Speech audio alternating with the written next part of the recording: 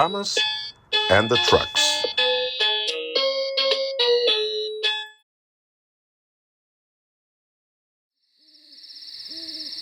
Thomas used to grumble in the shed at night. "I'm tired of pushing coaches.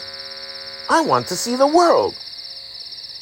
The others didn't take much notice, for Thomas was a little engine who talked big. But one night, Edward came to the shed. He was a kind little engine and felt sorry for Thomas.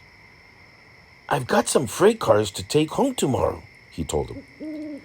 "If you take them instead, I'll push coaches in the yard." "Thank you," said Thomas. "That will be nice." So they asked their drivers the next morning, and when they said yes, Thomas ran happily to find the freight cars. Now, freight cars are silly and noisy. They talk a lot and don't attend to what they are doing. They don't listen to their engine, and when he stops, they bump into each other screaming, "Oh, oh, oh, oh, oh! Whatever's happening?" And I'm sorry to say, they play tricks on an engine who is not used to them. Edward knew all about the freight cars. He warned Thomas to be careful, but Thomas was too excited to listen. The switchman fastened the coupling, and when the signal dropped, Thomas was ready. The guard blew his whistle. "Beep, beep," answered Thomas, and started off. But the freight cars weren't ready. "Oh, oh, oh, oh," they screamed as their couplings tightened. "Wait, Thomas, wait!" But Thomas wouldn't wait.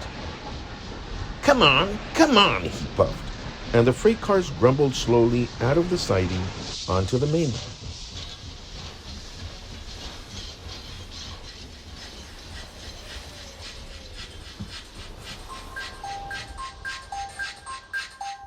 Thomas was happy. Come along," he puffed. All right, don't fuss. All right, don't fuss," grumbled the freight cars. They clattered through the stations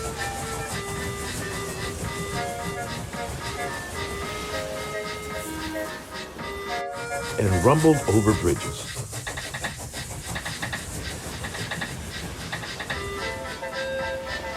Thomas whistled, "Beep, beep," and they rushed through the tunnel in which Henry had been shut up.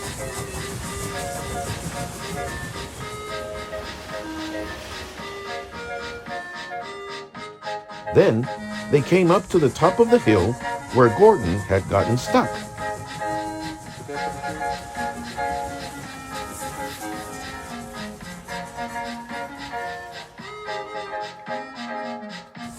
"Steady now, steady," warned the driver, and he shut off steam and began to put on the brakes. We're stopping, called Thomas. "No, no, no, no," answered the freight cars, and bumped into each other. Go on! And before the driver could stop them, they had pushed Thomas down the hill and were rattling and laughing behind him.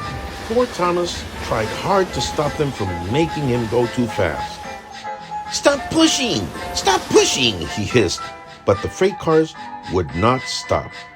Go on, they giggled in their silly way. He was glad when they got to the bottom. Then he saw the place where they had to stop. Oh dear, what shall I do? They rattled through the station, and lucky, the line was clear as they swerved into the freight yard. Groaned Thomas as his brakes fell fast and he skidded along the rails. I must stop! And he shut his eyes tight. When he opened them, he saw he had stopped just in front of the buffers, and there, watching him, was Sir Topham Hatt. What are you doing here, Thomas? He asked sternly. I've brought Edward's freight cars, Thomas answered. Why did you come so fast? I didn't mean to. I was pushed, said Thomas sadly. Haven't you pulled freight cars before? No.